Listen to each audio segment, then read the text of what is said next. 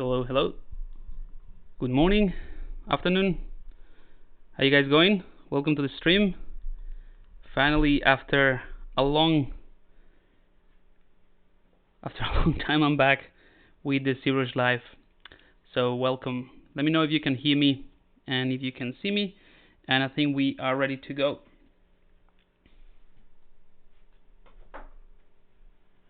All right.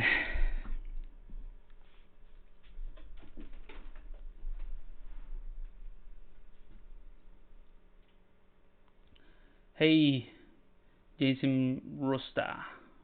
Not sure if I'm pronouncing it correctly. Okay, so it looks like the audio is working and the video as well. So might as well get started.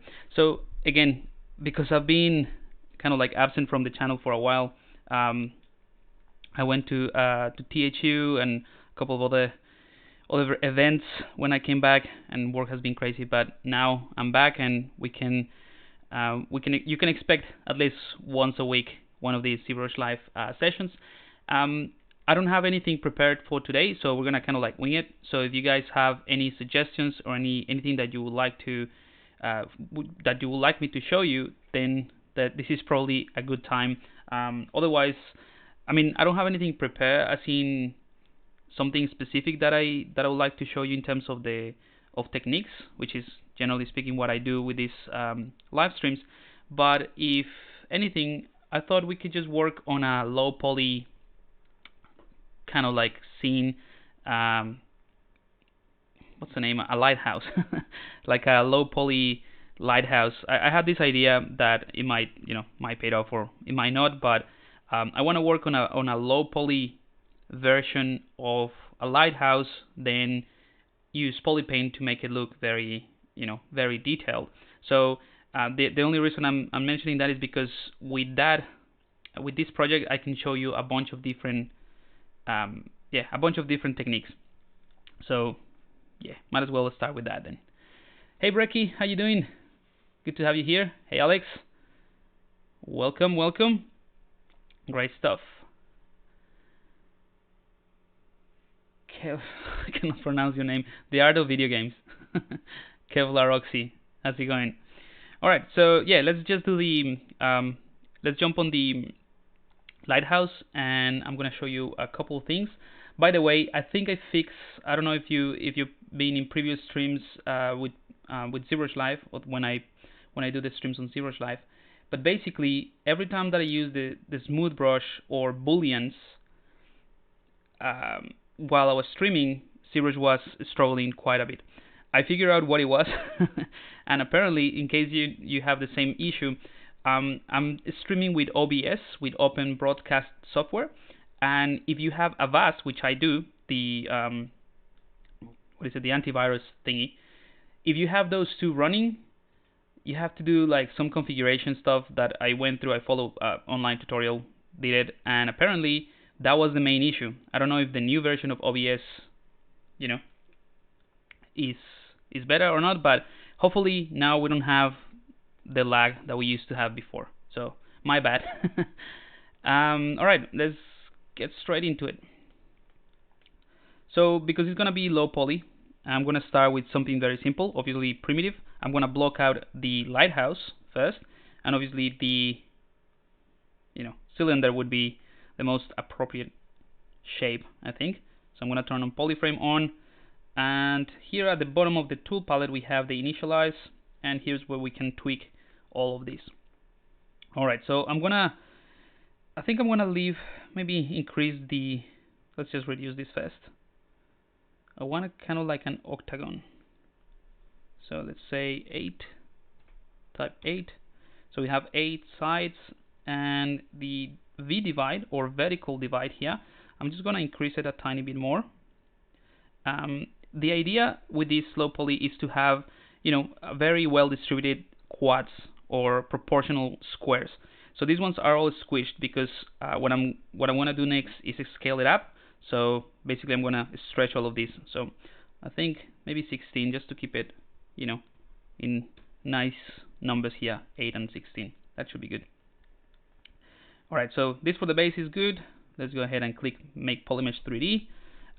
Another thing is with this process, I'm going to be able to show you a few interesting techniques with C-Modeler, the particle system in ZBrush, which is the Nanomesh, some decimation master techniques that are pretty cool as well with Polypaint, and what was the other thing that I thought might be good? Oh yeah, some projection stuff with the insert meshes, which is, they're pretty cool. All right, with the Gizmo 3D, I'm going to scale that up. So this is what I meant about, not worrying too much about the quads. So let's make it. This is gonna determine the height of the lighthouse. All right, so as you can see, it's the squares are a little bit more proportional, and of course we can go ahead and taper that. It's incredible how much I've been using this taper deformer. It's so simple, but I use it for blocking stuff, blocking characters and everything. Super useful. So this one is gonna determine the thickness of the base. So obviously I want something a little bit more consistent, so I can take the blue controller here and push that. So if I put it all the way to 0, there's not gonna be any curvature or any gradient. any curvature on the profile of this curve or this taper. So let's leave it at 0. And we can just refine this, maybe not as much. Cool. Click on the cog icon, accept. And now we have a lighthouse. So quick save. Hey 3D Art with Javad, how's it going? Welcome to the stream. So let's go ahead and do the top bit. So here's where we're going to start doing some C-Modeler actions. Hopefully you're familiar with C-Modeler. I'm not going to get into too much details here. But I would mention the tools that I'm going to be using, just because probably your interface is different. So let's go ahead and bring that up. C-Modeler. I'm going to reduce. By the way, I have some macros here. You cannot see it because of my camera, but basically what they do is just they bring the C-Modeler and they set the. When I click the macro, the ZBrush automatically chooses the C-Modeler and also chooses the a very small draw size to 1, just because it's easy to manipulate things like that in with the C-Modeler. Now, one of the things that I love about working with these type of objects that are kind of like symmetrical, or they have like some kind of radial symmetry, is to activate the radial symmetry. So for you guys would be on the transform palette all the way here. So all of these settings, I have them right here on my UI. So I'm going to activate symmetry, right? So that gives us the x-axis because that's the one enabled, but I want to turn on the radial symmetry, and by default it's set to 8, which is conveniently with what we have set. We just need to change the angle, sorry, the axis. So right now it's doing it in the x-axis. We need z-axis, no, y-axis. There we go. So basically we can, with this radial symmetry enabled, we have 8 instances of this brush basically, and we can just work on only one of these sides, and everything is going to be replicated. Not that that's going to make much of a difference, but it helps us work a little bit faster. So I'm going to hold the Alt key, tag this set of polygons, right click, make sure the Q mesh is selected. I'm going to set to polygroup all as my target, and I'm going to do, I have a vague reference here on my left monitor, which I'm going to try to follow just to get the idea of the main shape. So I'm going to extrude this, let's say something like that. Alright, so this one is going to be, let's see how we're going to do that. This is going to be kind of like a stepped version of where the lighthouse sits, or with the actual, I don't know how you call it, like lamp, the massive light bulb of the lighthouse sits. So I'm gonna tag this again, and ZBrush will remember the previous action of the C-Modeler. So if you click once, it will basically do the same height that you just clicked before.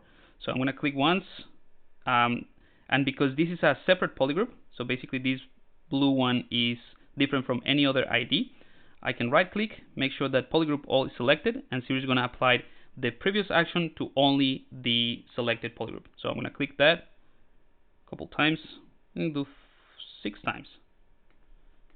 Yeah, 6 times fine. Yeah, I'm happy with 6. Guys, if you have any questions so far, or if you wanna, learn something a bit more specific, or you want me to show something specific, feel free to put it in the chat. I'm happy to, pause what I'm doing, show you something else, and then come back to it. There's no rush with this, right? Hey Khalil, how's it going? Hey Alex. So today we're doing a low poly lighthouse. The idea for today is just to block things out, and hopefully in the next stream we get to poly paint in low poly. So we're gonna use a technique that's gonna be pretty cool to keep everything low poly, but like super highly detailed with the textures. All right, so I'm gonna extrude this out. So I'm gonna start from here. Right, so I just tagged one line or one face of this lighthouse, and I'm gonna click and extrude, let's say something like that, just a tiny bit. Now I'm gonna do the same thing, tag everything but the first row, and click once. ZBrush is gonna remember the last step, and that's how we're gonna create that sort of step effect. Let me show you. The idea would be to do something like this, right?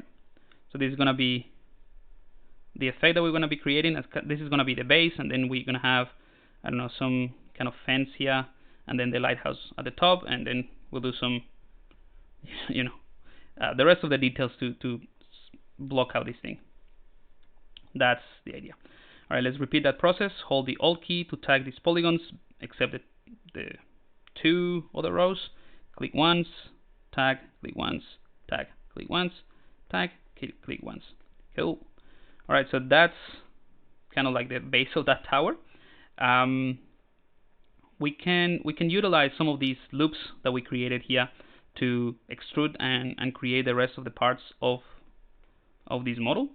So I think this kind of like bluish polygon or polygroup, actually, I'm gonna tag here with Alt, right click, go to polygroup as my main action, and click once, and then without letting go of the click, I'm gonna hold Alt a couple of times, just so it generates, a different color for you guys to see it a little bit better. All right, so I think this one would be kind of like the path that the lighthouse keeper can just walk around. So we can use this blue one to extrude the next, or do the next step. So for that would be kind of like where the actual lamp sits. So I'm gonna extrude that. Whoops, tag, extrude. Just holding Alt. Without letting go of the click, you can hold Alt again and just set a different group. Let's look at it from the distance. I have a feeling that it might be a little bit too big, so let's undo that. I'm gonna select this one, right click, scale, and it's gonna scale only that set of polygroups, but I need to set the modifier to be the center of the mesh. No, center, I think it's center, polygon center. So click. All right, so basically all I did was just reduce that in size a little bit, and we can get rid of some of these poly loops if we need. If we need them at the end, we can just go ahead and add more. So right click on this, and we're gonna go to delete, and we're gonna select edge loop complete. Because we have the radial symmetry, we could actually go ahead and just select one edge, and the radial symmetry is gonna take care of everything. But I mean, just to let you know, we can deactivate symmetry and do this manually like that. Or for the last one, I can go ahead and enable radial symmetry, right click, and go to just edge, which if you don't have radial symmetry, it's only going to delete one edge, but because we have radial, we can delete, it should be able to delete all of them. Nope. Oh, hang on. Right click, polygroup complete. Yeah. All right. With or without the radial symmetry is fine. I just wanted to show you that you can delete them. All right. Right click here, Qmesh, polygroup all. Now I'm gonna extrude that up, and this is kind of like let's call it like the entrance of the lighthouse. Right, something like that. Okay, and on top of this one, that's where the light is gonna sit. Maybe a little bit lower.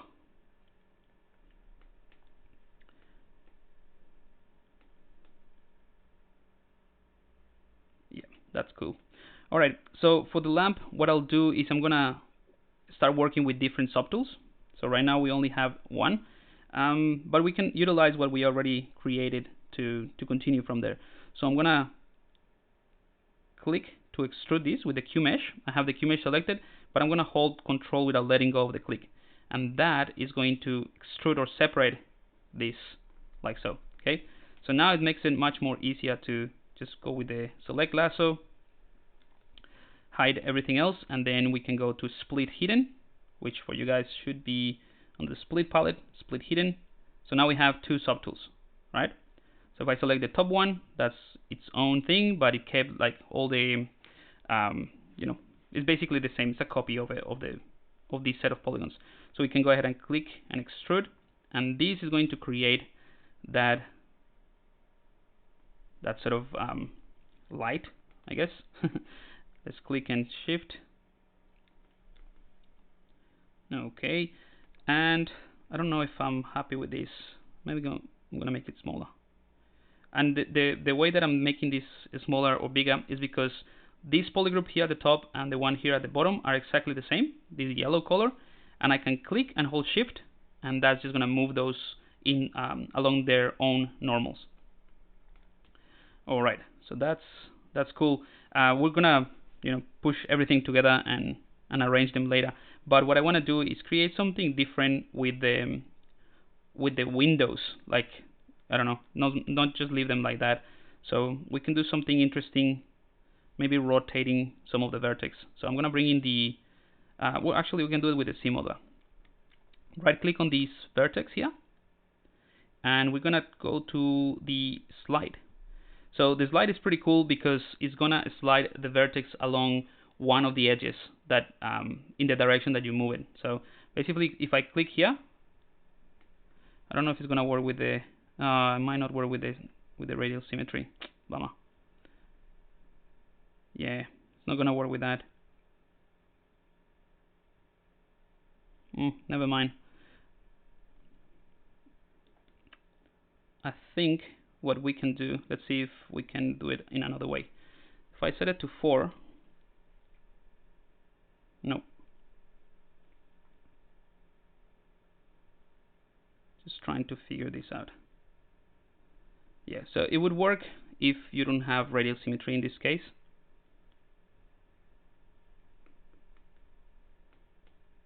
In theory.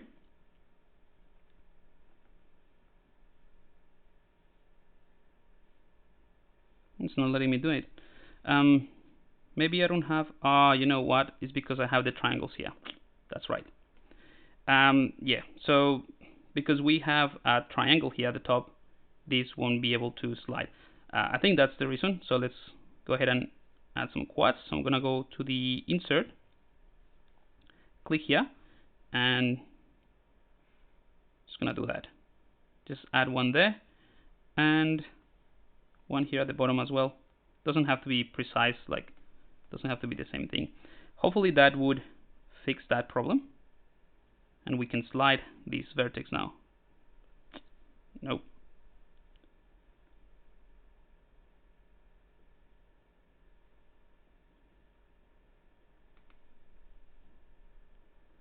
Okay, maybe it was the size of my brush. So let me undo that and see if I can. Yeah, I'm gonna undo that. Alright, so we're back here. The problem wasn't the triangles. I thought it was, but it's actually that my brush size was so small that it wasn't picking up the point. So now we can go ahead and do it. So if I click and drag, it's gonna basically twist those points. Okay. You can do it with this method, with the C modeler, or we can actually mask this area or use the twist deformer in the Gizmo 3D. But I think this is just it's just as well. So kind of there. I'm gonna try to make it a bit more proportional. All right. So this doesn't look great right now, but hopefully it will. So I'm gonna go ahead and hold, or we can just tag this with Alt, right click, and scale, and we can just scale that up like that. So it creates kind of like a bit of an angle here, and that's, I mean, in terms of what I'm thinking, I don't know if it's gonna pay off. Is we have these straight lines here, but then we have an angle line here and another one in this direction, right? So something like that, kind of like an hourglass type of thing. So that's what I'm trying to do here. Now the other thing is I want to connect this and make some triangular windows for some reason. Let's see if it pays off. Again, I'm just kind of like winging it here. So I'm gonna go ahead and let's see what we can do. We can stitch this one and this one. Nope. No, I think we're gonna have to 2 points.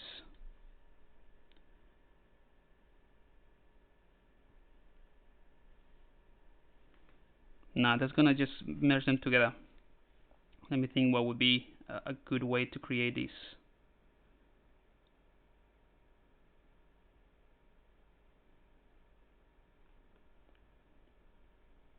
The only thing that I can think of is the only thing that I can think of to do it quickly is to set this to 4, the radial count. So we can do one, like we have to repeat the process twice. Let's see if this works. Right click, delete single polygon, turn on double. So basically now we don't have, this is empty, and then we can go to bridge, and we can bridge these 2 polygons, or these 2 edges. So this one and this one. So that creates a triangle, and then we do the same thing on the other side. We bridge this one and this one. So that's kind of like a quick way to do that. There might be another way that is fast. I just thought about this one and kind of like works. So let's do the same thing here. Let's delete this polygon and click on this and click on that one, and then click on this other one, and then this one. Oops. That one and that one. Oh, come on. Let's do it again. So I want to do this edge to this edge. Nope. Bridge edges. This one and this one. There we go. All right. So all that just to do this. I just wanted to create these triangles here so that I can create maybe some poles or something. I'm not sure what I'm going to do with this, but this is kind of like the shape that I was going for. Again, it doesn't matter that they have triangles. Don't be scared of using triangles. Plus, this is not going to be for animation or anything like that. So just a low poly scene. I'm going to scale that up with the gizmo. Scale that down a bit more. And push that in place. Alright, so this is going to be kind of like the windows of the lighthouse. And now that I look at it from this angle, I'm thinking it should be a bit higher. You know, more window. Alright, cool. So let me see if there is any questions so far. Hey, Mr. Sanson, long time no see. That's right, it's been a while. Night Shadow, hello Pablo, what's up? What's your character? Create 3 to series demo. It was awesome. It was new. What floor are you doing? Yeah, thanks. That was really cool, actually. So I'd worked with the Reolution guys for a while, just trying to, figure out the best workflow and give them some feedback into how to integrate it with ZBrush, and it was actually really, surprisingly, really, really good. I was surprised by the fact that it was very seamless, like how it connects one with the other. And yeah, that's basically what it is. It's just a way to integrate Character Creator 3 with ZBrush using the GoZ. I put a link in the ZBrush guide, so you can just, well, not a link, I actually created the article in the ZBrush guides, and it explains roughly, it's a walkthrough on how to use character creator with ZBrush. I personally use it a lot nowadays for if I'm doing like a biped humanoid character. It could be a creature, but as long as it's based on the topology that comes from character creator, you're good to go. And the fantastic thing is that you can use ZBrush as your master file. So it's not depending on anything other than having the topology that comes from character creator. So in ZBrush you do everything, you add all your details in a T-pose, you can work with symmetry, without symmetry, whatever you want. Then create assets as well, create clothes, create everything, send it back to character creator, and then in character creator that mesh is already posed, or it's already rigged, sorry, so you can pose it in any way that you want, bring it back to ZBrush, and that's a massive improvement in the way that, or at least how fast you can work in prototyping and creating the poses that you want. And once in ZBrush, it will bring in that pose. You can apply all the details, and then you can keep working on the pose. It's really, really, really good. So yeah, have a look at that. Rek, you got any plans for the weekend? Not yet. My weekend just finished. One of my friends is moving houses, so that's a plan. I'm helping him out with the moving. But other than that, I don't have any plans. Oh yeah, actually I do. Now that you mentioned, I need to buy a couple of things to finish a new setup that I'm setting up, a new workspace station that I'm doing especially for the stream. So I got a couple of new stuff, new equipment. I'm getting rid of this, which is pretty nice. Not getting rid of it, but I'm not using it anymore, just because it's really good if I'm always talking to the microphone like that, so the audio is good. But I am kind of like animated when I talk, so I'm getting one that is a condenser mic that is part of the headphone. It's more expensive, but I think it's gonna work a little bit better, so I can do these type of things, and you can still hear me, and I can explain things, so that sort of thing. All right.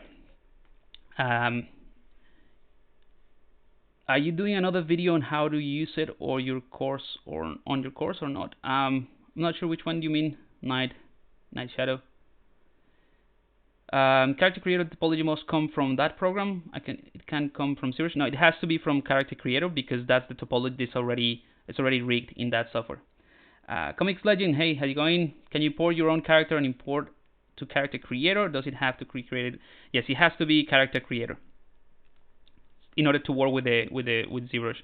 So it has to be that topology. You can move the topology and convert it into anything that you want without actually altering the topology itself. Don't know if that makes sense. So basically, move brush and sculpting brushes, nothing that actually breaks the flow or the topology. Sergio Pérez, ¿eres español? No, soy de Colombia, pero hablo español, sí. Through the arc, do you when ZBrush will be released? And nope, no idea. All right. So with this, what I'm going to do now is create kind of like the panels or the supports for the windows. So that should be pretty easy. I'm gonna right click here, and I'm gonna click on Inset. Right? It's gonna inset whatever I select, but I'm gonna make sure that I have by default. But I want to make sure that Insert Each Poly is selected. So now I can just click here. Oh, come on. It's not letting me do it again.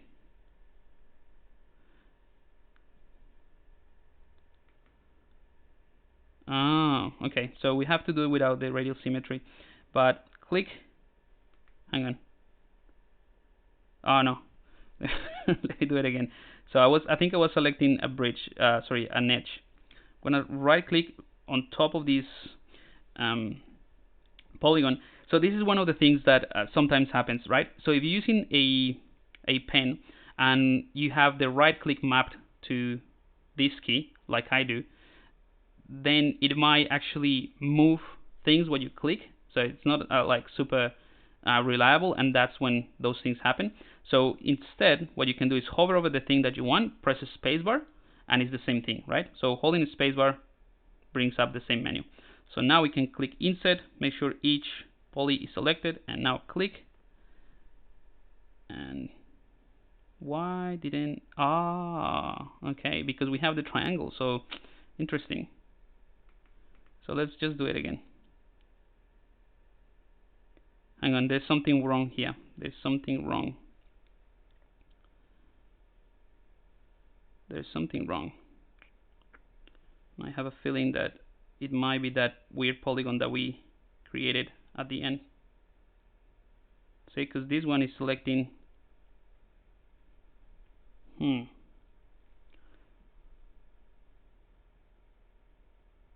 It's flickering. So let me fix this real quick.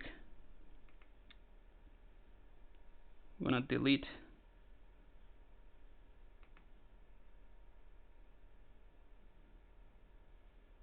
So that's fine.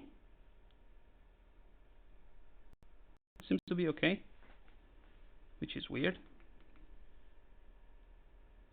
I'm just gonna do it without radial symmetry. For some reason it's giving me an issue here. Click on that, and because we have, well, because the ZBrush remembers the previous settings, I can just go ahead and click just once on all of them. I thought there was like some intersecting polygons, but no. It's just similar might have some issues, or place I don't know, have some issues with the radial symmetry, especially when they're triangles.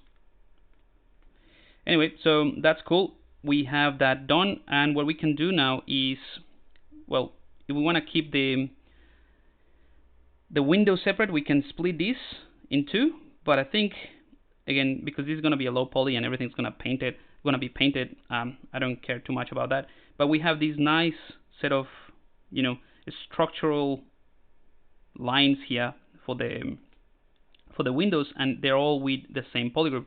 So we can right click here and then Qmesh polygroup all, and Extrude does that bit. So that gives us this very nice set of polygroups with thickness. All right, so that's pretty cool, right? And then if we need to, at the end of the, like if we want to actually split everything and make this transparent, we have these individual polygroups, and then we can delete them or create a separate mesh. So that would be cool. All right, so because we extruded that, we probably need to scale this up a bit and down as well.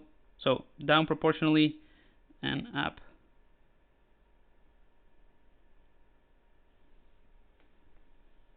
All right, so that's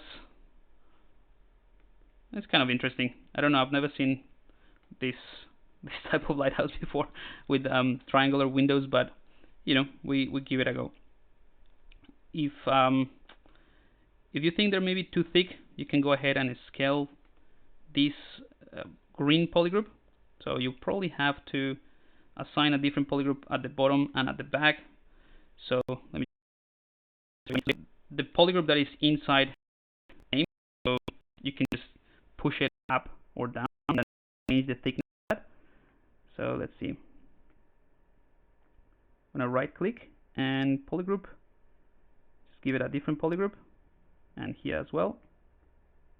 All right, so now the green polygroup is only around there, and we can just bring in the the Qmesh.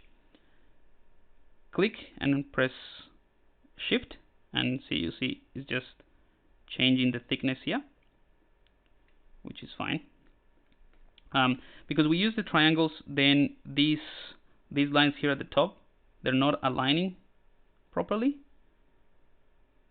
So we can fix that. Actually, yeah, let's fix that really quick.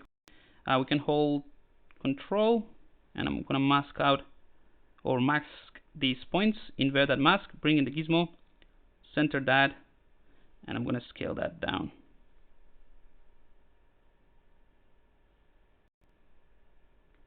All right, so that's basically crushing them. However, there's something weird here. Something weird is happening with these triangles.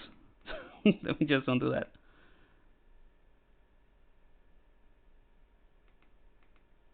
I'm gonna undo pretty much everything that I've done to figure out what's going on. Okay, I think it was just okay, let's fix it here. So the same thing that I just did, but I'm gonna do it before I extrude anything, so that everything is, there we go. Yeah, so now that's better. I'm gonna scale these sorry, not the scale, extrude that. There we go. And let's tag all of these with symmetry so that it is a different polygroup. Same here. And now we can click and hold shift. Oh, whoops, right click, make sure Qmesh is selected. Click and shift. There we go. Alright, so now it is all nice and proportional. Phew, alright, so that took a while. Alright, so now we have that. Let's go ahead and do the cap or the top part. Again, I have like some vague reference here that I can use. Let's go ahead and use some polygons from the original. I'm gonna turn off these the windows, and I'm gonna hold Alt. I'm gonna tag that. Make sure the Qmesh is selected. Click, hold Control, without letting go of the click, just to separate it the same way that we did with the previous one. Then we can hold Control and Shift, split hidden, and now this is going to be that cap thingy. So I'm going to click and extrude that just to set the thickness of that. Turn everything back on. Where is my gizmo? Here we go. I'm going to push that up, scale that as well. Now I don't know if I think it looks cool. I mean, yeah, I think it looks cool like that. I was just going to rotate it so that it suits or fits with these other corners here with the windows, but I think it looks alright. Let's scale it down a bit. Alright, so now we have another piece, and we can go ahead and start doing this dome. There are a few things that we can do that are pretty cool with the C-modeler. I'm going to show you that. So I'm going to go into solo mode, and I'm going to create I want to create kind of like a border here. Let's see if I can do that. So I want to create, this is the profile. So I want to create something that goes like this, then like that, then like that, and then like that. So yeah, basically this type of shape. So right now what we have is this with this angle, right? I want to create something kind of like a bevel effect. Let's see if I can create that, and that will make more sense once I do it. So I'm going to right click here on the edge, go to bevel, make sure that edge loop complete is selected so that it does it to the entire edge loop. Click and drag so that this thickness is going to determine that edge that I want to create. Hopefully it's going to work. Now this is a separate polygroup, so I can just use the Qmesh to click and drag. There we go. Holding Alt just to assign a different polygroup. Yeah, so that's kind of like what I was going for, that sort of shape, right? What I meant. This is what I meant, right? So that's cool. Now we can go ahead and do kind of like a dome effect by keeping it simple within those 8 sort of like faces or sides. So I'm gonna bring in. Actually, I'm gonna bring in the symmetry. Tag everything. Go to scale. Oh, not scale. What am I doing? Let me undo that. Actually, let's create a new edge loop here. Something like that. And let's tag these polygons, and let's add a new polygroup. All right. So this blue one is going, or we're gonna get rid of this blue one, and we're gonna create the dome with the technique that I was talking about. Just filling that hole with an arc type of thing. So let's see if you guys have any questions. I haven't been paying attention to the chat. You guys can see it, right? Yeah, you can see the chat on the screen. Cool. Zero mesh and Dynamesh can be used, right? No, Mr. Sanson. Any process that changes the topology cannot be used if you're still talking about the character creator, right? Z-remesh is just gonna basically remesh and create a different set of polygons. So it's gonna place vertex in different places, rearrange the poly count. So it's not gonna work. It has to be done with that topology that comes with Character Creator at this point in time. And I don't think that's gonna change really anytime soon. I think using 3D Max, other programs should be faster to do hard surface things. It depends on what you want, really. Like for me, I can just use ZBrush and do booleans, and it just takes me half the time or less than in Maya or or Blender or 3D Max. I haven't used 3D Max in a long time, so I don't know, and I mean like years. So for sure they're more optimized, but I think it's just more the freedom of designing as you create those hard surface. So definitely ZBrush is something that I would prefer to at least create the concept, and then you can retopologize or use it as a reference in other software. Not sure. All right, so I'm gonna delete this. Right. So now this is an empty thingy, like a plate. But I'm gonna turn off symmetry, and I'm gonna use this empty loop or this empty circle to create that dome. So I'm gonna right click on the edge, and I'm gonna go to close, and then I'm gonna select convex hull.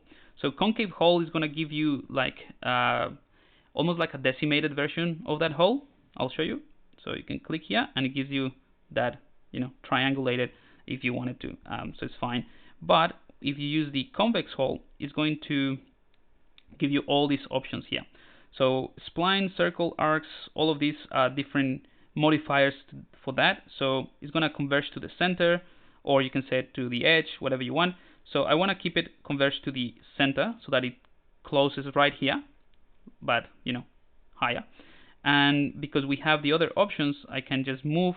Once I click, I can move up and down and create the effect that I want. So I'm going to click, and it just produces this. But without letting go of the click, I can go up and down, and that changes the amount of subdivisions that I'm doing, and right and left to change the curvature. So I'm gonna go ahead and go right with my mouse to set the height of this cupola or semicircle, semisphere, and then up and down to change the amount of subdivision. So again, I'm gonna keep it low poly. So I think this one would work fine. So that's how easy it is to do these type of things. All right. I think that is working fine. Again, if you right click here, you have other options like rounded corners, arc, and line. So you can play around with this and see if that gives you a better result or a different effect. I'm happy with this. I'm going to create a new insert loop here, and I'm going to tag all of these polygons, and I'm just going to bring in this is another technique, right? So I want to flatten this thing out. So one thing you can do is mask these specific polygons and bring in the Gizmo 3D. So if I hold that shift, I have my perspective off, you'll see it has this kind of because of the shape that we selected, but I want something that is flat, right? So you can mask this off really quickly with the mask lasso. In this case, would be really easy, but if you have something more complex that you want to mask out to flatten that area, you can do it with the Gizmo. So the way that it works is, with the Gizmo and the Simula. So the way that it works is you tag the polygons that you want to mask. You can tag anything here as well, and then right click and go to the mask option, right? So I'm going to click, and ZBrush is going to mask only those polygons that were tagged with the Simula. So now we can invert the mask, bring in the Gizmo, and this is just the usual process. So center it to the unmasked areas, and in this axis, I'm going to squish it down, push it down a bit as well. And that's all. I'm going to do a quick save here. I'm going to tag.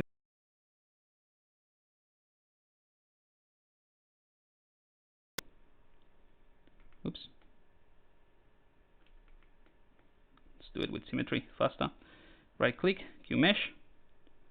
I'm going to extrude that, like so. Then a bit more here. Just because I'm creating these loops because I want to create some additional details in this area. And maybe one more time here. Let's see how everything looks. Yep, so it's getting there. I'm gonna select these, tag them through that, change the polygroup in case we need it later. All right, and this one could be some kind of, again, could be anything really, any type of detail. I'm just thinking we can bridge this with a sphere or with a half sphere to make things interesting, or we can just use the same technique that we use here for the house for the cupola thing. I just want to show you something else or a different technique in case you want to use it. So let's just do that. I'm going to click here to bring in my primitives. I'm going to select this sphere 3D, right? And we obviously need to change the amount of subdivision. So I'm going to go for 8 in the horizontal divide so that it matches what we're going to do or how we're going to connect it. And in the coverage, whoops, not the coverage, the V divide, vertical divide, let's set it to 8 as well. Yep, that should be fine. Let's create the Polymesh 3D, copy that and go to our working file, our tower, and paste it in here. Okay, so where is it? So here is the sphere. I'm gonna reduce the size.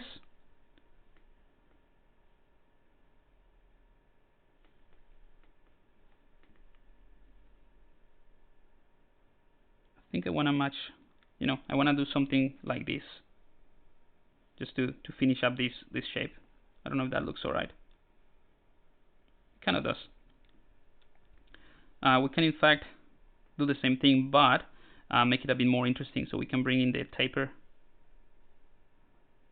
and do something like that.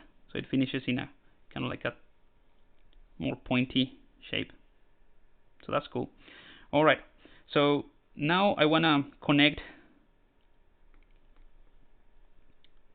Let's see. So I want to get rid of this part of the sphere, and I want to merge these two together. So the sphere and the top of this lighthouse.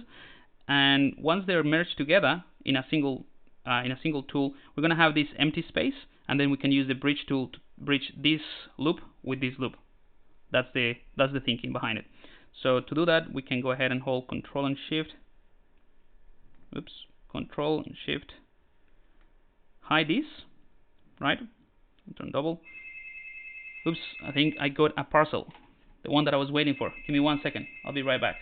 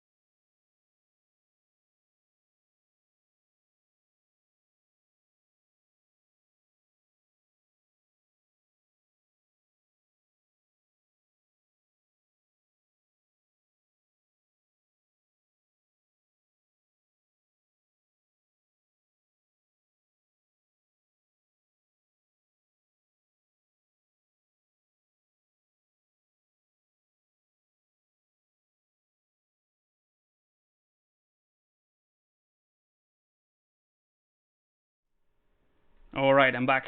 I got it. So yeah, my plans for the weekend have changed. Now I can set up a few things in here. By the way, I don't know if you guys have seen some of the VR sketches that I've been sharing with Gravity Sketch and the Vive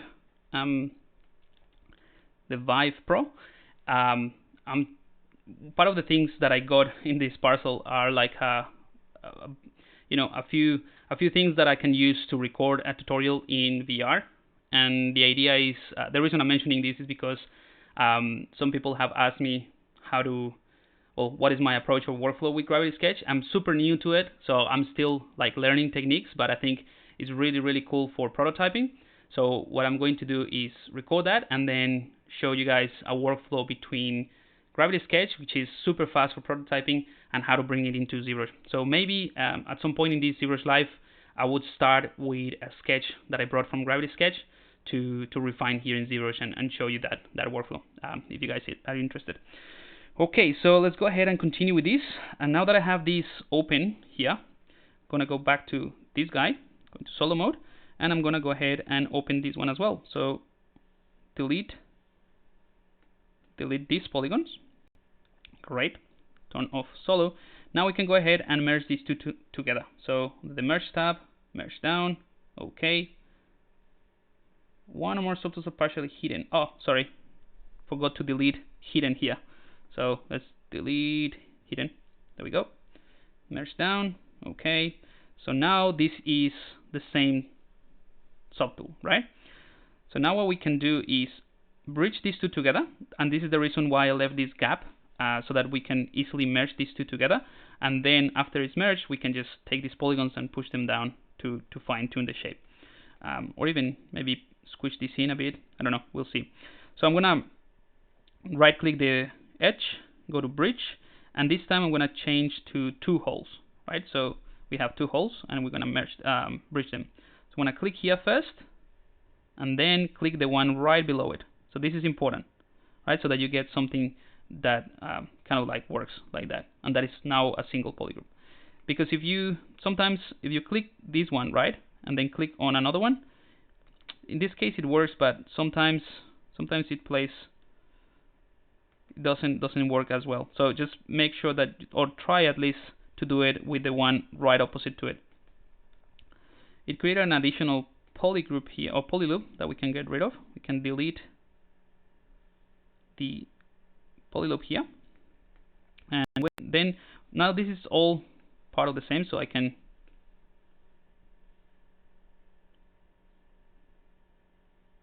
bring it closer.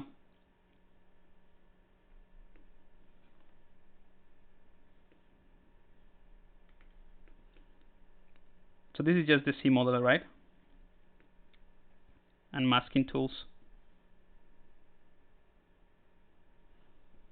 So I'm just masking these polyloops, center to unmask.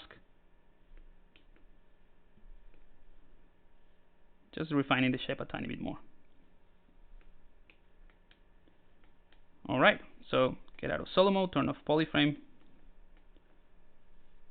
quick save, and we are pretty much ready to move on with the details. So it took a while. I've been just talking a lot.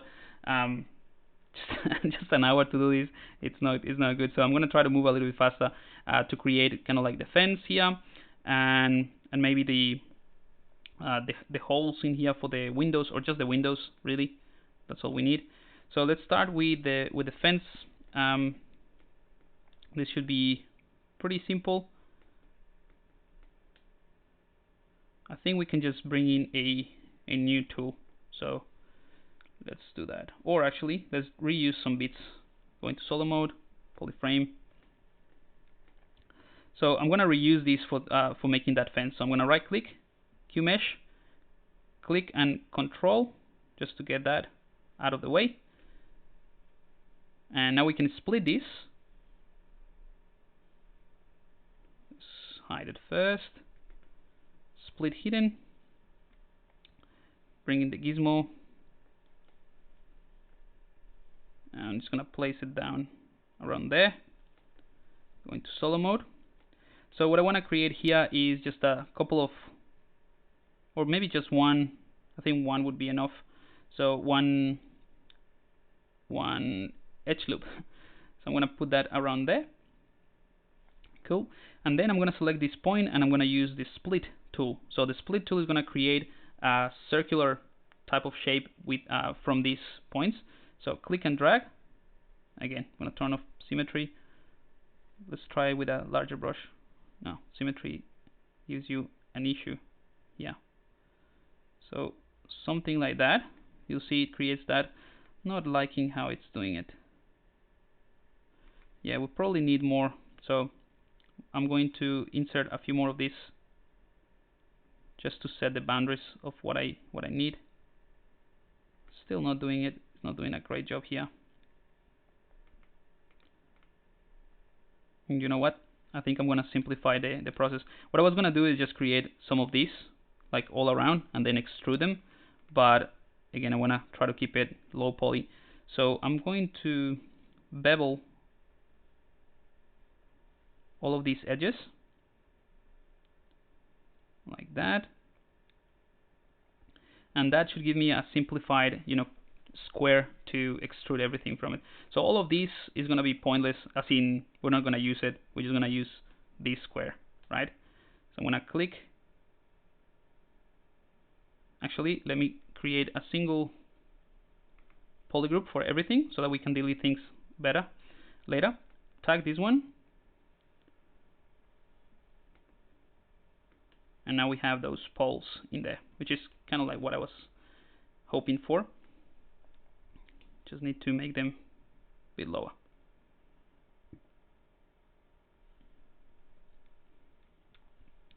Cool. Something like that. Go into solo mode, get rid of the mask. And we can actually use, before we delete this, we can utilize it to create kind of like the fence. So let's go to insert. I'm going to create an insert. And this one will determine the thickness of that area, right? And I'm gonna right click, Qmesh, holding Alt to tag these polygons, and I'm gonna do the same thing. I'm gonna click and hold Ctrl, right? So that is kind of like a separate polygon now. I'm gonna push it up before we delete everything else, and then Alt to tag them at thickness. Just like that. And yeah, that's it. Now we can go ahead and tag these ones. Right click, delete. And now we got rid of those polygons. And that's generally speaking how I work with the simulator. So you set up things in a way that you kind of like think ahead what is the main shape and what you can extract from that main shape, and then you can delete whatever you don't need. Again, holding Control and Shift is like super handy for that type of stuff. Now we can bring this back down. We can scale it so that it sort of goes within those poles, and we can go ahead and hold Control. I have this on mask, just that ring. I'm gonna hold Control, push it down, right? And without letting go of the click or Control. Right now, I'm gonna let go of Control and I'm gonna keep pushing down. So that basically duplicates things it's kind of like creating an automatic array. And it's super handy for this type of stuff. Cool, so we're getting there. It's getting a little bit more interesting. Little by little, we're adding details to it, and it's looking quite cool. Let's go ahead and do the window, maybe a couple windows and the main door, which we'll probably put somewhere here, or actually right here might be more interesting. So let's do that. For that, what I'm thinking is, let's start with a cylinder. So I'm gonna click cylinder 3D. And you'll see why in a second. I just want to create the arc first, and then we extrude the rest. So let's align this to the x-axis, right? So we can see it from there, or actually z-axis, so that we can work with symmetry, if anything. All right, so that's done. Let's go ahead and simplify this quite a bit. So I'm gonna leave it at 16, so that when we delete half of this cylinder, we end up with 8 at the top, and that's kind of like maintaining a nice ratio with the other stuff that we've done. The V divide, that doesn't really matter. I'm just gonna set it to 3. We don't need anything here. And we can change the inner radius so that we can create kind of like that arc that I'm going for. We can do that straight away, or we can do it after. So if I click inner radius, it is gonna give me that arc, right? And then we can extrude this, delete this, and extrude this down, and we have the arc. But we can also do it with a similar quite easier. So this might be just an overkill. Just try to do it and then creating the back. So let's just leave it as it is. Click on Make Polymesh 3D, and there we go. We can bring in the gizmo, right? And that's gonna be the base of the door. And I think it would be cool to have some circular windows now that I think about it. So let's just duplicate that and work on this one for the door, and then we leave the full one for the windows later. I'm gonna go ahead and hold Ctrl and Shift, and without letting go of the click, pressing Alt to invert that selection. So everything that was selected is hidden now, and I'm gonna delete hidden, and now I'm gonna close these two together. So this is pretty simple. Right click, bridge, two edges. I'm gonna bridge this one, and then this one and this one. Cool. So that's it. We have now this polygon that we can, because it's the same polygroup, we can right click, Mesh, and push down. Okay. We can mask this area, invert the selection, bring in the gizmo, and with this we can set the door, the size of the door. I'm gonna make it like quite thin, so tall and thin, and a bit thicker as well. Again, it's gonna be kind of like low poly, cartoonish style. So that's the door right there. We want to create maybe some, I don't know, let's see. Again, the reference that I have is like just an old photo. Doesn't have much to go for.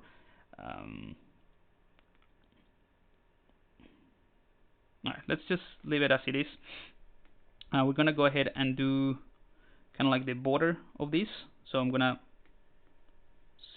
enable symmetry, use the Alt key to tag these polygons.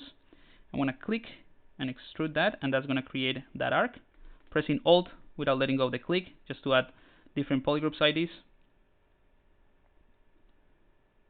I think I don't want something that thick, because I want to add some kind of like bricks or rocks later on the top. So something like that is fine. I'm gonna tag all of this, push it in. Oops, maybe it's easier if I just tag these ones and just push them out. Yeah, so this is gonna be kind of like the arc of the door. Looks alright.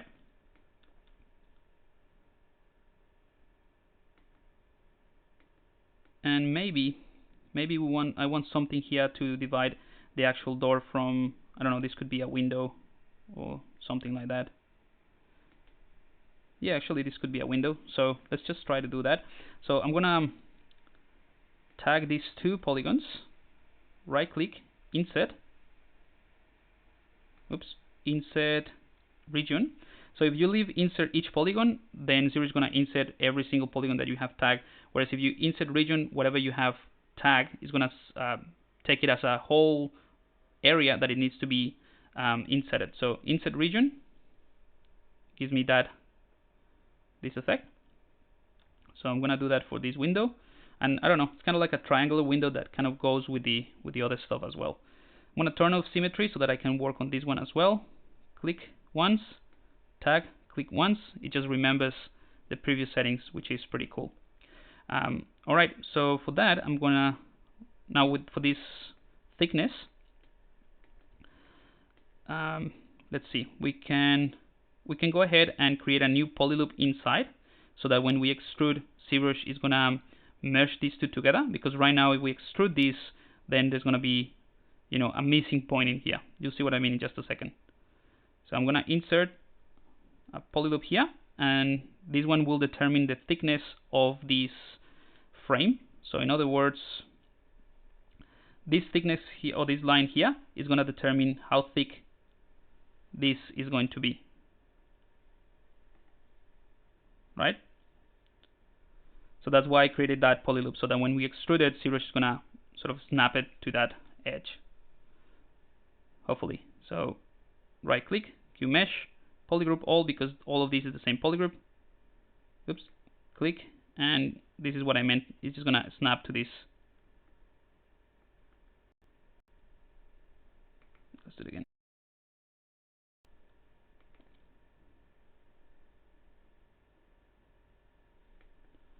There we go. And it created like, I mean, this is not super precise. We can actually go ahead and clean it up, but I kind of like the fact that it's not even. Except these points here. These points I don't like. So I'm going to mask this area, invert the mask, and mask out the ones that I need to keep. So it doesn't, I mean, it's not very obvious for you guys, but basically these and these points, maybe these ones as well, and remember, these are the ones that are not masked. It's very hard to see the mask, but I basically mask everything else except these points here in the middle. So you can bring in the gizmo, click on mask point, and that's how you can test if they're actually, you know, on mask, because you click, go to the unmask area, ZBrush is going to send the gizmo to where these are, and I can push this up.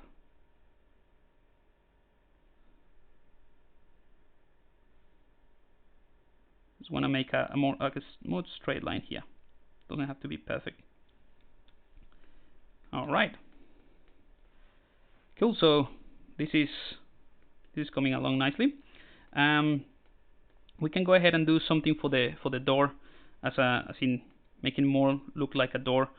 We can tag these ones. Go to insert, insert, insert, insert. Make sure region is selected. Actually, it's gonna be kind of like an old, yeah.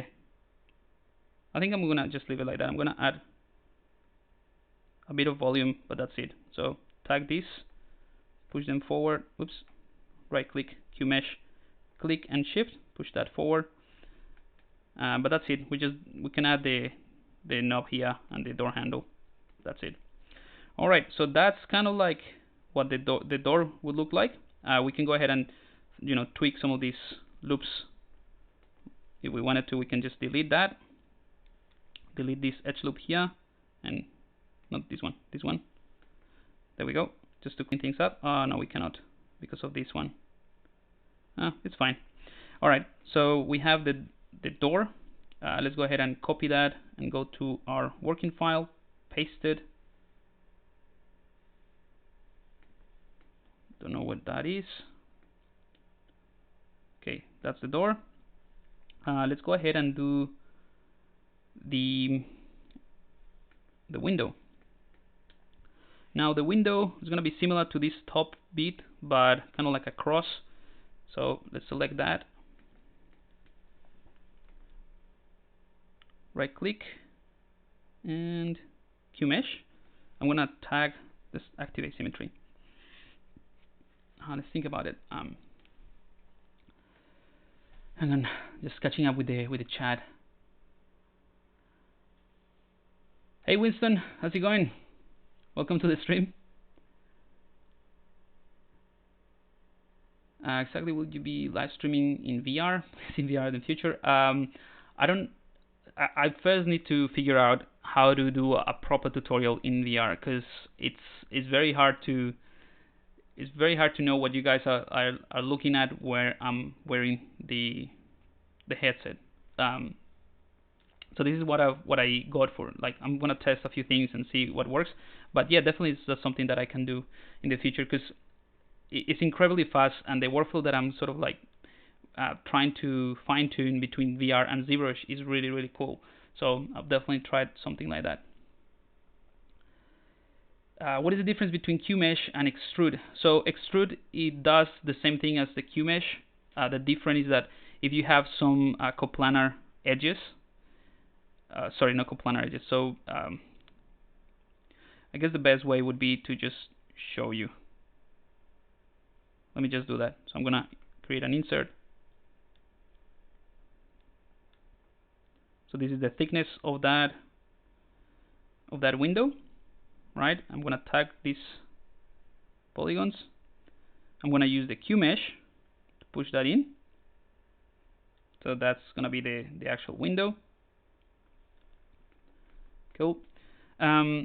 So what Comics Legend is asking, right, is what is the difference between Qmesh and Extrude? I think there are like two differences, like two main points. So the main one is that with the Qmesh you have like multiple actions. So Qmesh has the Qmesh stands for quick mesh, I believe. Quick mesh, right? So this one has extrude, it has move, and it has extract. So you can perform all these actions with the Qmesh without having to change between different things or to another tool like extrude. Whereas extrude is just giving you the extrude. So with the Qmesh selected, you have extrude with the just click.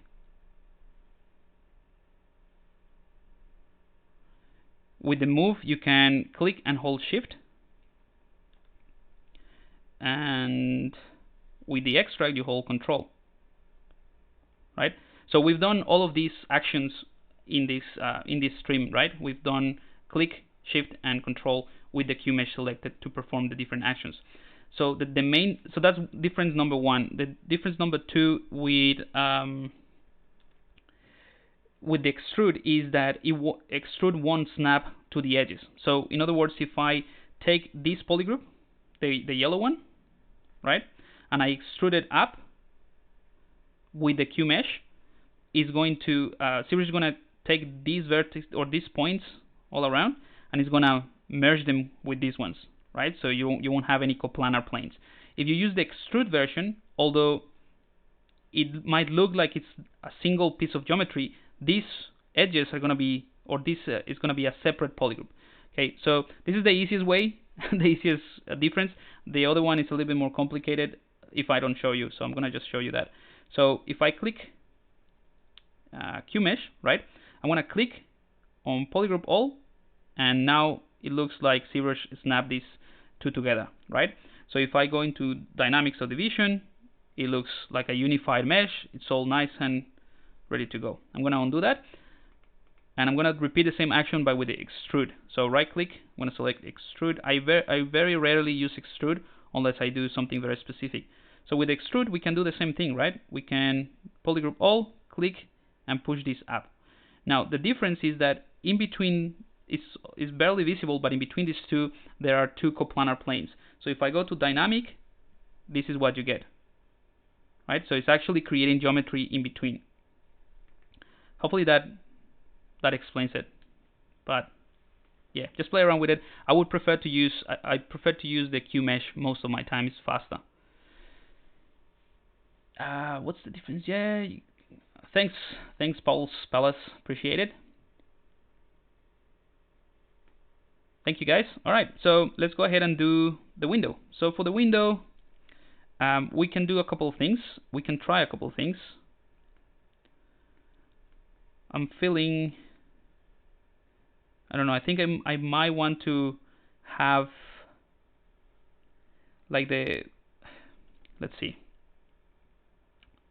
I'm just thinking what would be an interesting way to create this. I mean, I want to show you something different from what I did, just to show you a different technique. Maybe, you know what, let's just keep it simple. I'm just going to tag one of these faces, right? I'm going to use the Qmesh with the control, so click and control to bring it down like this. So now this is a separate mesh, and we can actually hide it. Oh, this is the same mesh, so let me auto group that. Okay, so we can split this between what's hidden. So split hidden, there we go. And we can use the Qmesh, right click, Qmesh, click and drag, and that's just to quickly create kind of like a cube out of the same width as what we had before. And it's a separate mesh, right? So now we can bring in the gizmo, center to the unmasked areas, and we can just try to holding shift to snap it to, it's not gonna be very precise to be honest, but doesn't really matter. If you wanna make sure that you fix things so that they're aligned, I'm gonna go into solo mode, mask this out, mask this out, bring in the gizmo, center to the unmasked areas, and just squish this on the x-axis. It's very minimal. Same thing here. Let's see, whoops.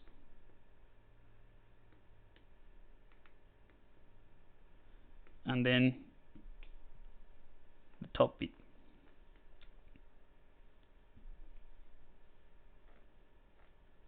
That's it. So now this is more, that's straight. Now we can go ahead and center to the unmasked areas, and we can bring in the rest, and we can, you know, play with the scale and the position.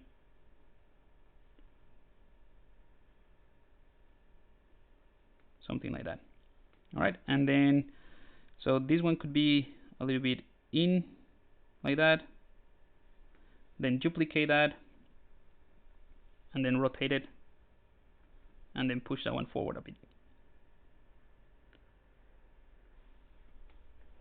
Again, there's some overlapping geometry, but this is going to be a low poly thing, so it's fine.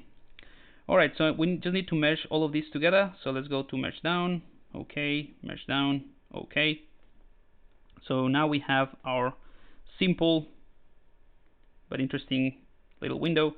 Let's go ahead and copy that. And where is it? Yep, paste.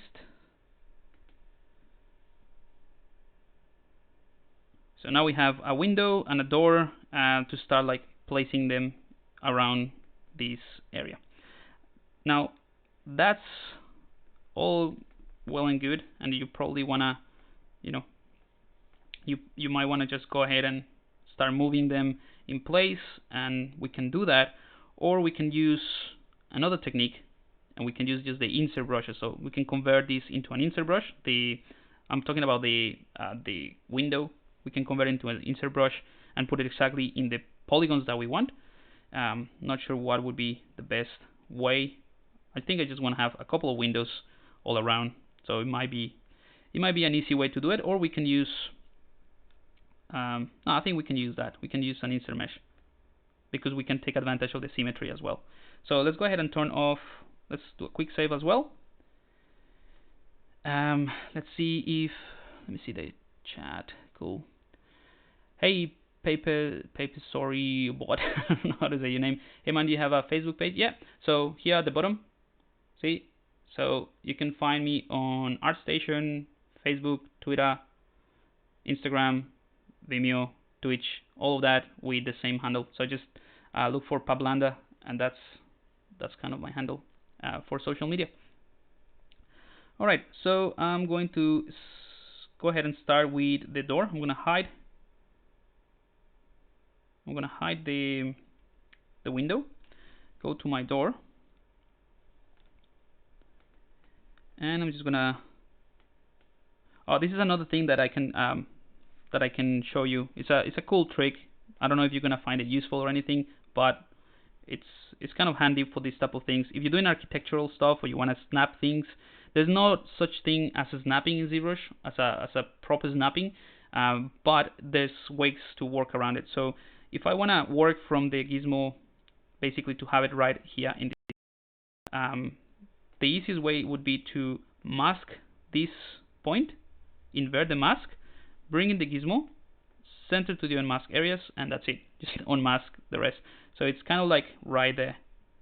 So now I can scale this from this point, which is pretty handy. So let's scale this down. I want to make it so that this door makes sense in a way. So I think it's going to be, you know, a bit higher than that. Something like that. So if someone comes out of the door, this this fence is big enough so that they don't fall. That's the idea. All right, so it's tiny compared to what we had. Let's push it down. It's a tiny little door. I don't know if I like it. Make it a little bit bigger. We can push things up. All right. Okay, so I'm gonna push this in.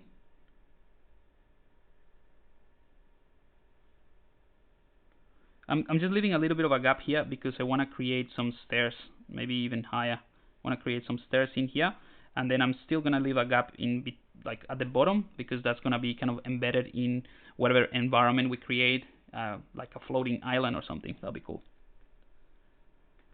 All right, so I'm gonna push this a bit more. I have to be careful here because I need to leave enough gap. Let's see, let's push that there. What I'll do is I'm just gonna select all of these vertex with the masking tool, invert it, bring in the gizmo, center to unmask areas, and bring in the rest. I'm just gonna push this in. Okay, so that makes more sense. Cool, so that's what I'm going to do for the door. Again, we'll do the stairs in just a bit. We have like half an hour left, or yeah, 40 minutes, so we're good with time. I was following you already, no worries, man. Chris, I have a question about your mirror hotkey pop-up window. Is that a custom made? My mirror hotkey? Do you mean this thing? Like these pop-ups? Are those the ones that you're referring to? Not sure. Doesn't Alt tab tap on a point do the same thing with the gizmo? If you're referring to setting up the pivot point, yes, but not with Alt, with Ctrl. So, but the thing with that is that if you click and drag, it just rotates the gizmo based on the direction of your mouse over you're clicking. So yeah, you can do that. So let me just show you. I'm thinking that's what you're asking. Not sure. So if I hold Control and click, right, this is what happens. It brings the gizmo. So you can obviously reset the rotation, or you can just click, but make sure that if you're doing with a mouse, it's easier. You can just click once, and it just sets that pivot in there. But that's holding Control. Not sure if that's what you meant. Instead of Alt. Are you doing rigs too? Nope. No rigging. Hi everyone, I'm late. No worries. Javier, how's it going? Really, real cool. There was a transparent one. I'm not sure which pop-up. I mean, the only pop-ups that I use are either these, which are custom-made palettes, or maybe these. That's the only pop-up that I can think of. So if you're asking about this one, this is from the Wacom. So I have that mapped to one of the keys here on the pen, and I just have some other custom actions that I don't use as often as the other ones. All right, so let's convert this one into a insert mesh. I'm not sure if I should do this before adding. Let's just do it like that. I'm gonna go into solo mode, go into click brushes here, create insert mesh, create a new one. So now we have a new insert mesh, and we can fill in everything with these. They look like wheels, but yeah. So we have now the windows. Actually, no, it's fine. I think it's fine. I'm just thinking that maybe I should give it a bit more detail. We'll do it with texture. All right. So now I'm going to hide these. Go back from solo mode. And go to the actual tower. Go into solo mode. Yep. All right. So with the insert, brush, what I want to do is add every second line, add one of these. So I'm going to set the radial count to 4. Cool. And let's get out of solo mode so that we can see how big they are in relation to the door. So I'm going to click and drag, and you see that creates that window there. I'm going to do a couple of things just to make sure they're all in line before I actually add them, but I'm going to show you what I'm planning to do. So it's kind of like that, but I think there are too many. Probably just going to do 1 and 2. Okay. Now, what I want to do with this is a couple of things. Make sure that when I click to add them, they're embedded into the tower a little bit, like we did manually with the door. And second, I want to make sure that the size is consistent. So right now they're kind of like the same thing, but I was just eyeballing it. There's a way to do it so that it's consistent, the size. So I'm gonna undo that. And the first thing that I mentioned, which is embedding it, would be within. So for you guys, I have it here in my UI. For you guys, would be under the brush palette. Just bring that here. So under the brush palette, you can go to depth, and this is the same thing that I have here in my UI. So for those of you who don't know what that means, or what that is this circle here. Oh, that's a horrible color. This circle here, that represents the entire volume, right? So let's say if you have my window here, right? So this yellow represents kind of like a bounding box with the volume, or the entire, circle, right? This point here, again, let's just do with a blue one. This point here represents the center point of that volume. Okay, so it's right here in the middle. So it's in the middle of this,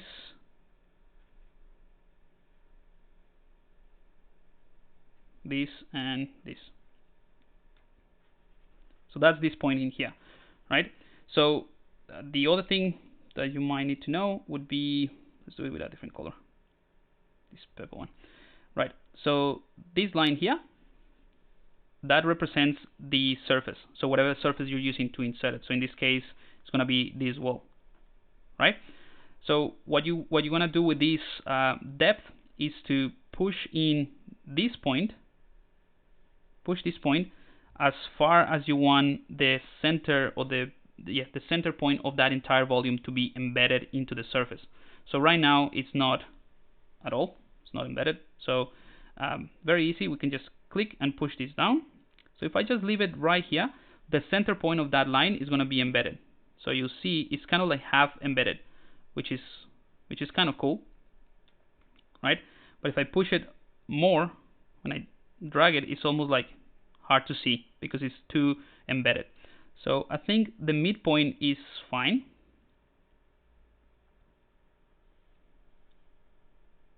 And we can just use, I'm just thinking, so this is the step 1 done. It's already embedded, like halfway in, but I think we might need to increase the thickness, or maybe push this one down a bit more. It's too much. I think we might need to create to increase the thickness a bit more,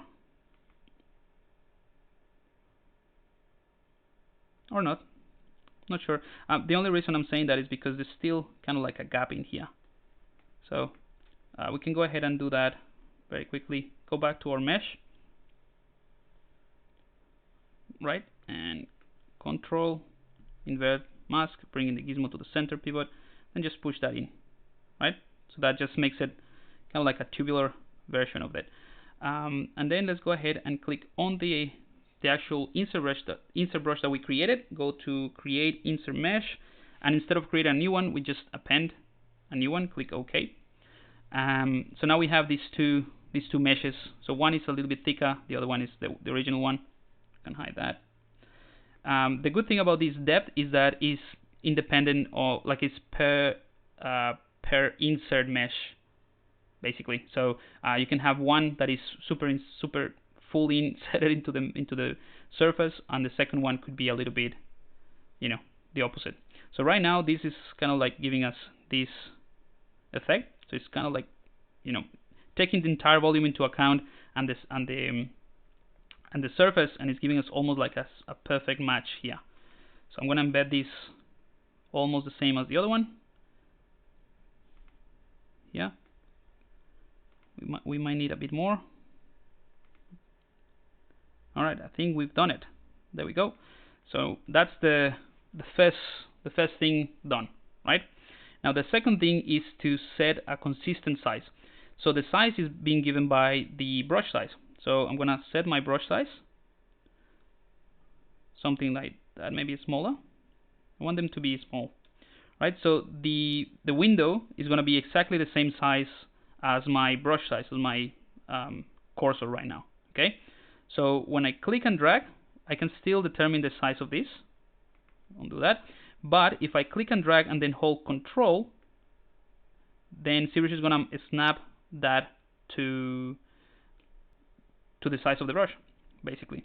We just need to rotate this later, but maybe let's do it now. Bring in the gizmo. Just gonna rotate that.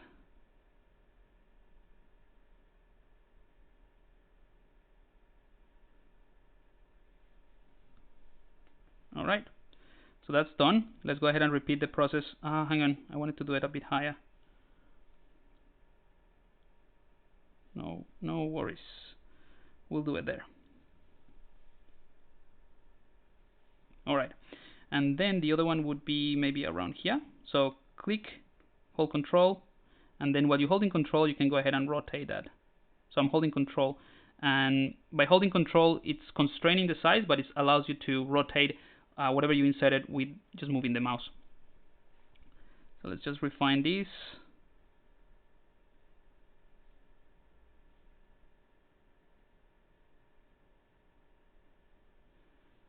Cool. All right, now we can go ahead and clear that mask. So we have, I'm just thinking that they're a little bit too, you know, extruding, they're like pushing out too much. So one thing we can do is hide this, invert that, and I'm gonna mask these ones.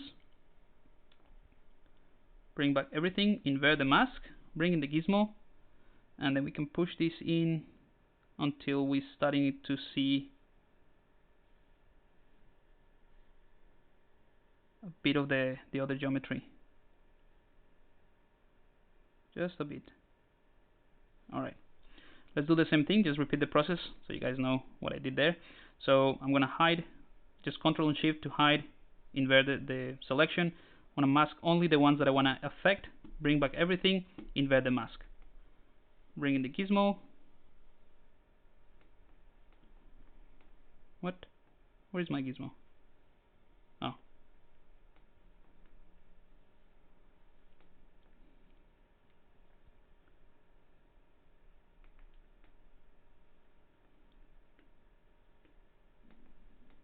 I have to center it here.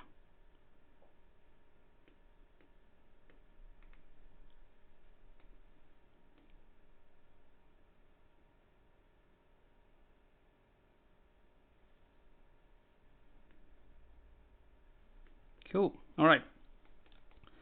Turn this off. So now we have the lighthouse almost ready. We just need to add some details. We still have time. Yep, we have time. So I'm going to show you something else that we can do just to add some details all around. I just want to do some like bricks. Some bricks that are sticking out. We'll do that. And then we also need to do the stairs. We're getting there. All right, let me see the chat.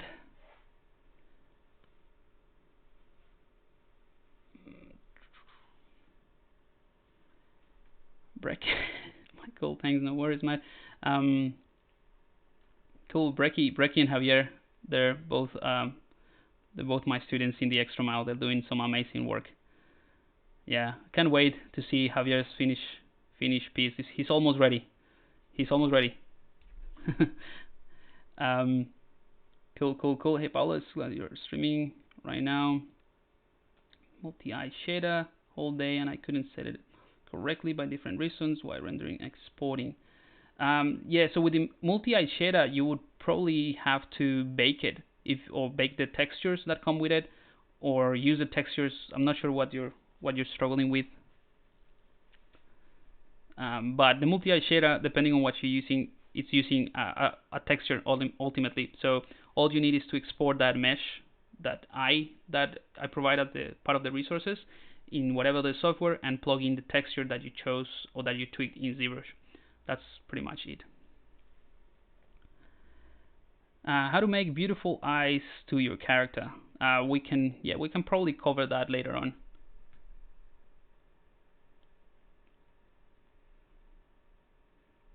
So I bought the skin brushes. They are good, but don't have that much for clothes and drapery pack. I'm not sure what you mean. So the skin brushes are just for skin. They don't have anything for clothes. There is a different course or different pack that just has, noise patterns, stylable textures, and plus the entire course that is just about clothes. I'm not sure if that is what it means. The CG industry is making our lives easier. Is this good or bad? I think it's exciting. Whether it's bad or good, I think it's just up to you how you handle it. But yeah, so at the THU this year, I went to a bunch of different talks and conferences about AI and deep machine learning, and it's absolutely insane what it's been happening. But in a good way. I think it's really exciting. Ultimately, Skynet is gonna control us, but it's really exciting. I'm gonna append a whatever, doesn't matter what it is. I'll show you why. So it could be this spiral, right? And I'm gonna go into solo mode. And the reason why I append this, because I just want to show you it doesn't really matter what you do or what you append. You can select any mesh that you have and go to the Initialize tab and click on QCube, QSphere, or QGrid. So QCube gives you that, and it just transforms whatever you selected into a QCube. I'm going to use this to very quickly set up the stairs. Those ones are going to be relatively simple. So let's bring that cube down here, and I'm going to delete this poly loop. So with the simulator, right click, delete that, and we can actually delete all of this. Just simplify the cube even more. You can do the same thing from here. So if you actually reduce this to 1, 1, and 1, you'll get this straight away. I just like to complicate things a bit more. Alright, so I'm going to scale this down, and this is going to determine kind of like the height of those steps. I think that's a fair enough height. Yeah, that should be alright. And then I'm going to scale it in the x-axis as well.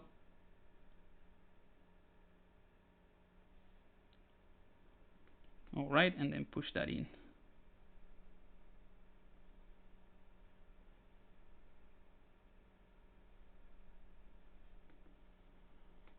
Alright, so that's going to be the stairs, and then I'm going to take these, go into solo mode. Oh, maybe not, just so we can see in comparison with the rest. It's going to be three steps, no more than that. So I'm going to tag holding Alt, and I'm going to click and drag. Right click, make sure QMesh is selected. Yep, click and drag, and then just click once to repeat that action. So 3 steps should be fine. Alright, now we can tag these ones, extrude that like so, tag and extrude. Alright, done. So the stairs are done. So we have stairs, we have pretty much everything that we need. The rest of the details will be done by the texture. Oh, the bricks. So we have everything. Now let's go ahead and do the bricks. And I think we might have time to add some extra stuff. So for the bricks, I'm just going to, again, keep it simple, just a cube. So again, just to reiterate the process of, changing anything that you want into a cube, we can duplicate the stairs. So I'm going to duplicate that, go to Initialize, and click Q-Cube. So now that's another cube, right? So this cube is going to be our brick. Again, it's going to be super simple. I'm going to scale it in the X-axis. And that's it. That's our brick. I mean, you can make it a bit more stylized and, I guess, subdivide it a bit. And, I mean, let's just do it. Why not? It's not like I'm in a rush or anything. So I'm going to split this like so and like so, just to generate a bit more of geometry. We can do the same thing here, right? Again, you could have done that with scaling this, but this should be fine. I'm gonna make sure everything is the same polygroup, and I'm gonna bring in the move brush, and just with the move brush, I'm just gonna slightly alter this a tiny bit. So I don't want to make it too different, because the rest of the shapes that we've been using are pretty, pretty clean, pretty straight. But, could be interesting.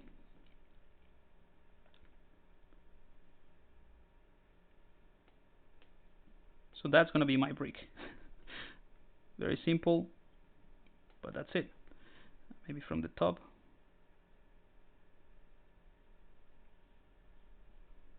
It's kind of like just a stone brick. All right. Let's have a look. ECG industry, I know, cool. Javier, I promise finish this week. Ooh, it's being recorded, Javier. You better finish. It's being recorded. You cannot take it back. Cool, Brecky as well. Nice guys. By the way, for anyone doesn't know what we're talking about, I teach a course called The Extra Mile over at 3dconceptartist.com, and right now it's closed just because I have to modulate the amount of intake or the amount of students that I take. But I'll probably open it in a couple months. We'll see how we go. But yeah, so basically once the students and everyone else started to produce the final work, I'm gonna set up an Instagram account so that I'm gonna share all of those awesome works that the students are doing. Some of the students I don't feel I should be calling them students. Like, I'm learning quite a bit as well from them as well, and they're really professional in terms of what they're producing. All right, I think this is enough for the brick, but I want to create a bunch of different ones. In fact, let's copy this. Go to this other working tool. I'm gonna paste it in here. Paste. All right.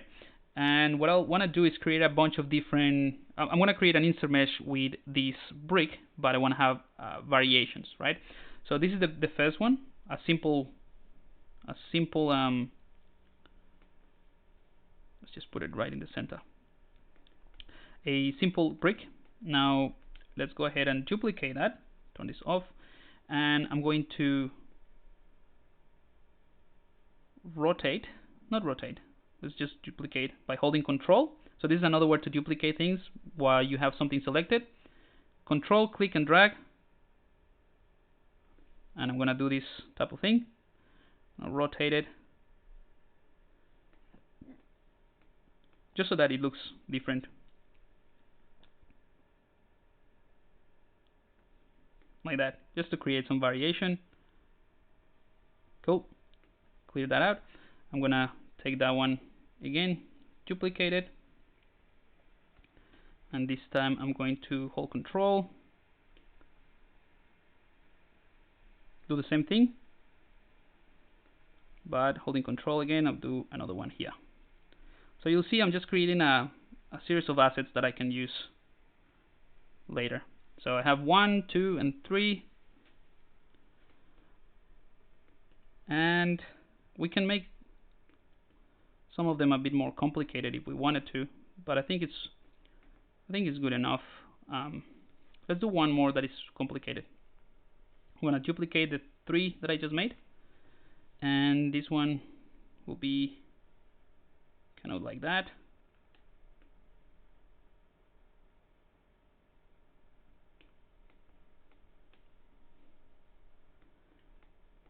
The only thing is that we need to consider that we have kind of like a rounded shape. So I'm just going to give it a tiny bit of curvature here.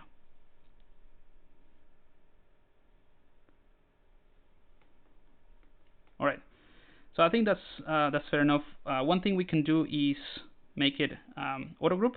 So I'm going to auto group this so that when we insert these, we can actually manipulate them individually. Same thing with this, auto group, auto group. So we have 1, 2, 3, and 4, but by changing the angle, we can actually create more than what we have, more than 4. So I'm going to click on the brush. Let's create the insert brush. One important thing is that depending on the angle that you are looking at the mesh, that's how Siri is going to create the insert mesh. So if you look at it from this angle, then when you insert that brush, it's going to be exactly like that from the from the surface that you use. So make sure that in this case I wanna insert it like this brick. Click on insert mesh, click new. So now we have the brick. I'm gonna go ahead and before doing the other ones, I'm gonna rotate around and do another one. Click insert mesh, but this time instead of doing a new, I'm gonna do append and click skip until the next time. So now I have 2 bricks that are gonna look different just because of the angle. I want to create another one maybe from this angle, append, and I think that's good enough. Maybe we can even do one that is like this, that like just this little bit. So click insert, append, there we go, do a quick save, and then we can do the same thing with the other ones. So this one, insert, append, that one, insert, append, and that one, insert, append.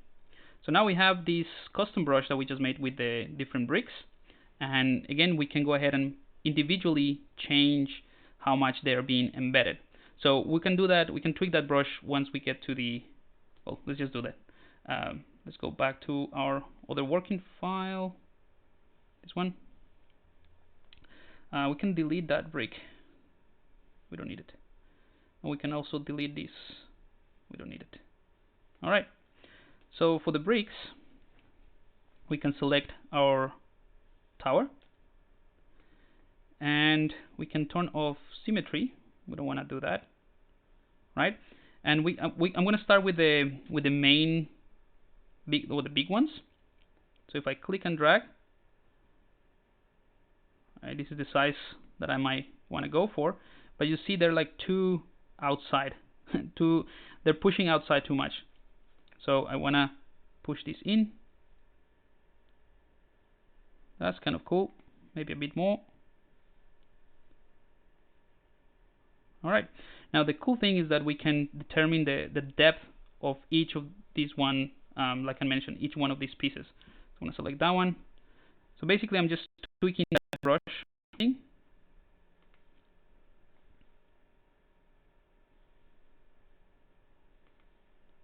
Before I actually place them. That's cool. That one. It's almost like just below the surface. It looks alright. This one is the one that is kind of just the little piece. So this one needs to be quite embedded. A bit more. Okay, that looks alright.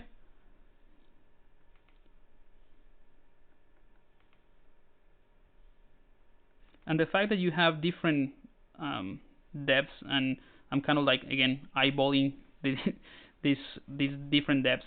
It also helps with the randomness of how once you place them together. So I think it's gonna look cool. All right, so we've done with that. Let's just to be safe. Whoops, what did I do? Save. I want to call it bricks.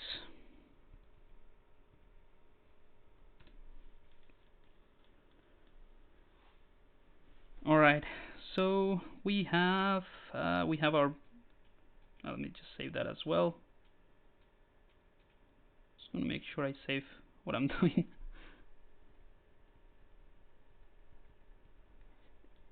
And we have about 5 minutes, so I reckon I'm gonna just show you how I'm gonna place these, and then next stream I'll show you the final piece with everything in place, and we can move on to the ground and do the poly paint that I'm talking about, that I've been talking about.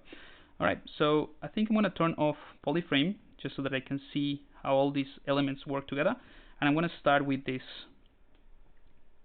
So I'm just placing this like that. That's gonna look cool. And obviously, every time that you insert it, you can bring in the gizmo and fine tune the shape if you need to.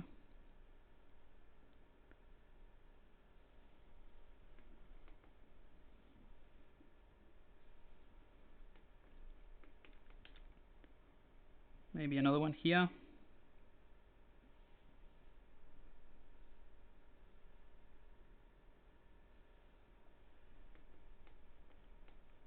And maybe another one here. I just need to keep an eye on the size, so they're not too different from each other. This size from this size, I think it's a little bit small here.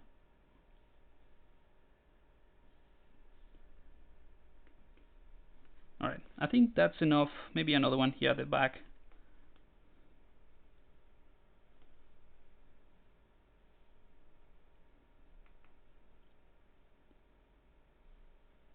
Yeah, I think that's enough for this big one, because I don't want to make too many of those. I want to try to keep it as relatively clean.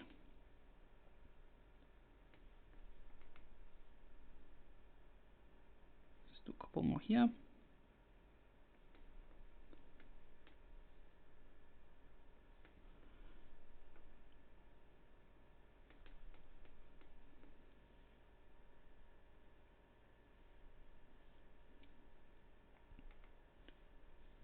Just want to go all around, making sure that there's certain spaces that I'll leave blank in a way. So I'm going from complex to less complex. And I'm just gonna try to add more here at the bottom. Just the thinking is that this area that is kind of close to the ground is probably gonna be more damaged than the top bit. I don't know. I don't know if that's how it works with lighthouses. My knowledge of lighthouses is very limited. I think they're really cool though. They work as they're a very easy way to get a story going, I think. All right, I'm gonna do a couple of these bricks, individual ones here.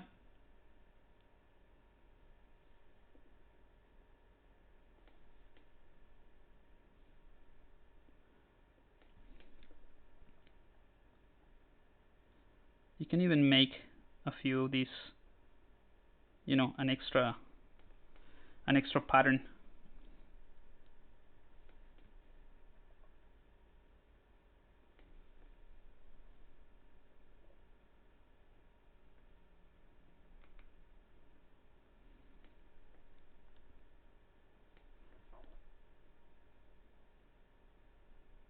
Like that, just an extra pattern. Let's do different ones.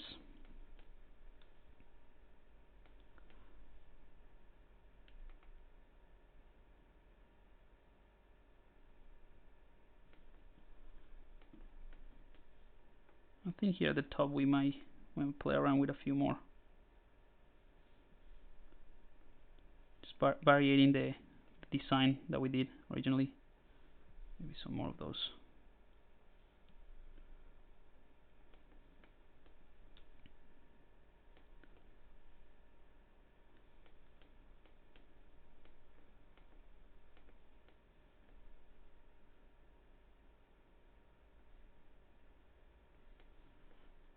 Okay, and let's go ahead and do the tiny one here.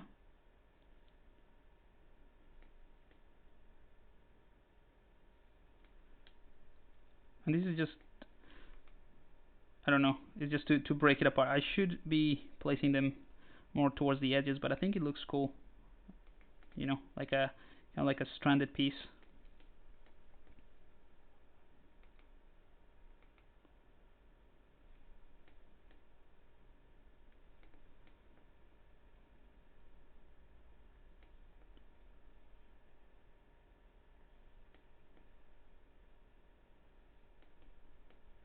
Alright, so I think we are getting closer to the end of the stream. I'm gonna clear that mask. If we wanted to, we can, you know, rearrange these later on. Let's say that these two to me look a little bit not as intentional. Maybe we can add more, just to make it look, they're actually their place with intention, because otherwise they look just too isolated. But we can, if we turn on Polyframe, you see all of them, they have their own individual polygons, like we set it up in the beginning when we created the insert brush. So we can go ahead and, you know, tweak them individually if we wanted to. And I think the other thing that I wanted to do was just place some here at the top of the door. So let's just do that. So with the door selected, I'm gonna do a quick save, and I'm just gonna do the same thing, click and drag, maybe change the depth of this again so that they're more like that.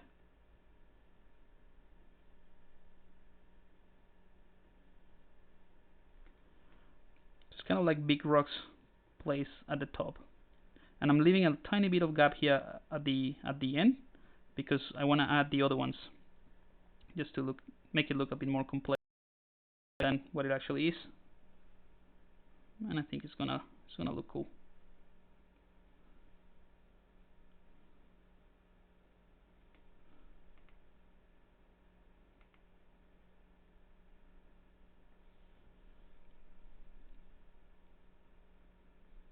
Just changing a bit to variate these.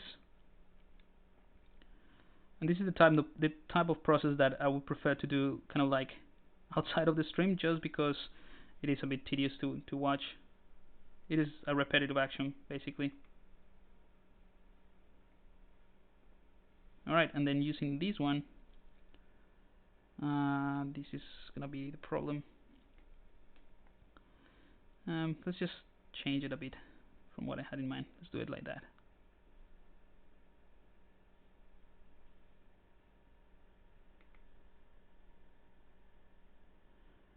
Again, you can spend more time just making sure that this is properly aligning with each other and there's not many intersections, but that's something else that we can tweak later, as in using the move topological brush to fine-tune these bits, because remember they all have different polygroups, so that's ideal.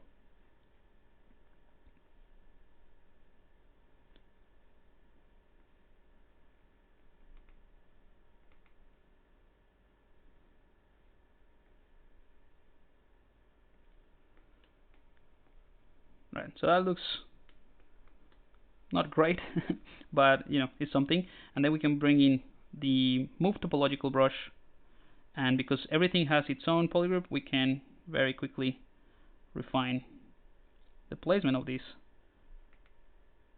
and even, you know, change the scale and the size. Just want to push it back a bit so that it's not covering that arc that we did with the door. Otherwise, it's pointless to have the door there, right?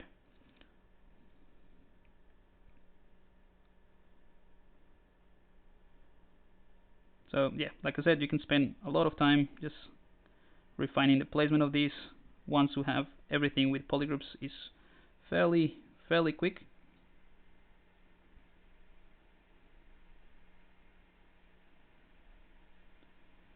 and we can push things out.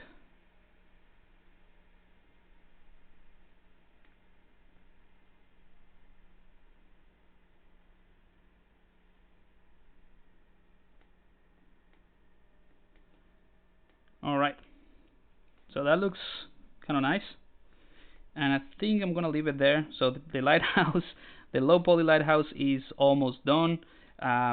We need to create, just to give you an idea of what we're gonna do the next stream. So let's just do a quick save. So what I'm thinking would be to create, again, some kind of like floating island, you know, with rocks, kind of like a cliff edge here, and all of this is grass. Some floating rocks like that. Just to finish up this, maybe some trees around here, just to make it more interesting, the little kind of like a diorama thing. And then we can take everything and do a poly paint pass as in low poly. So we're gonna keep everything as it is, but I'll show you a technique to increase the resolution, maintaining that that shape, and then we can paint with millions of polygons, even with, you know, whatever we want to, and then export it as a kind of like a little contained scene, which is, I think, is gonna be pretty cool. So let me do a quick render of this, of what we had, of what we made today.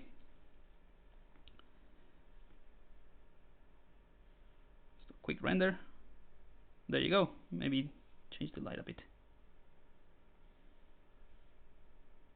That's it. So that's the lighthouse that we did in like 2 hours. Alright, so let's just double check the chat, see if there's any last minute question, and I'm happy to answer them before I wrap up today.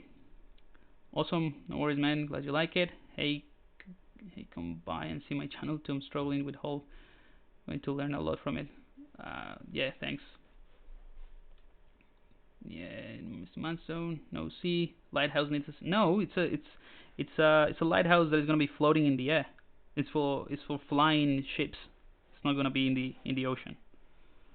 We might do an ocean. I don't know. I thought it was gonna be a cool idea to have it like a floating type of thing. Maybe a floating boat.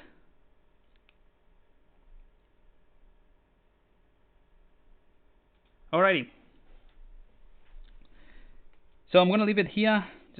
Just change that. Alright, I'm gonna leave it here, guys, and I'll see you next time.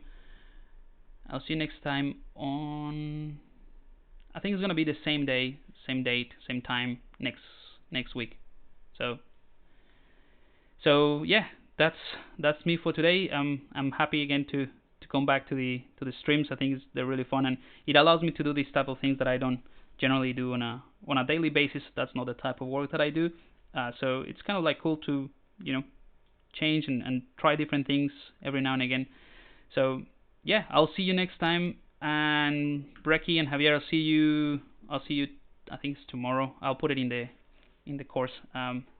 We have the private class coming up as well. So check out the Extra Mile community. I'll put it in there, and I'll see you guys soon. All right, take care. Cheers, guys.